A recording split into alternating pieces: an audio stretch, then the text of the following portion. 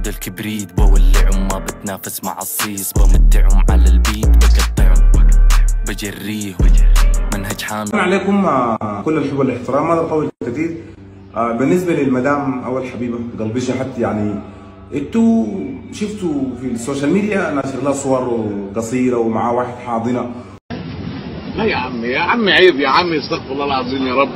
شوف ايوه وبنت قالت صور وبتاع. البنت دي اول واحده من اخواتنا يعني كانت شغاله معاه يعني اسمها ديانا.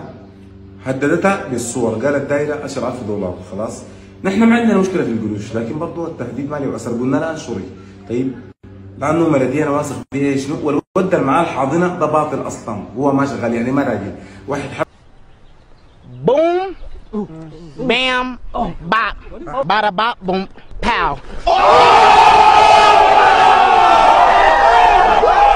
ماشي كان شغال معاه بيغسل له هدومه الداخليه في البيت وقاعد للمساج ويترسب اصلا هو ما راجل ولا عارف الحاجه دي.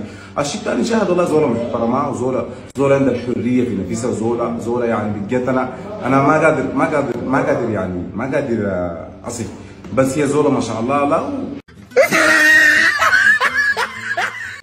بالنسبه لجسمها انا عاجبني جسمها شديد تلبس قصير تمشي بستيانه. انا موافق انها تعمل الحاجه دي وانا اخترتها على اساس انها هي فيها روح طيبه وصيغه في الله وبس يعني ده الموضوع. طيب الصور دي مواضيع تافهه شديد.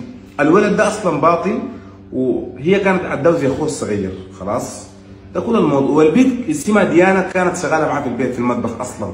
خلاص ووسخت فيها وادت الحاله وحده لكن سبحان الله شالت الصور ابتزتها بالصور. المهم كل الحاجات دي هسه في يد القانون ان شاء الله القانون يجري مجراه. وبالنسبه لجسيمه وهي بتلبس قصير الموضوع ايزي جدا.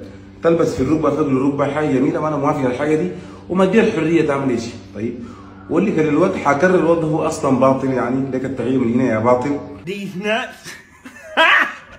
Got him. Got him. Oh. Whoa. Whoa. وبصراحه يعني ما في شيء في الموضوع يعني ما في شيء في الموضوع يعني بيحتاج انه نشر وعملت ده ما فضيحه. دي الصور اللي اتسربت وكلنا بنغلط وشاهد انا بحبها جدا ان شاء الله وقريبا ان شاء الله حتزوجها زواج عادي عشان اكثر الموضوع ده. سلام. بجريهم منهج حامي في وصلت المحل دي اشتريك الان يا مكنه.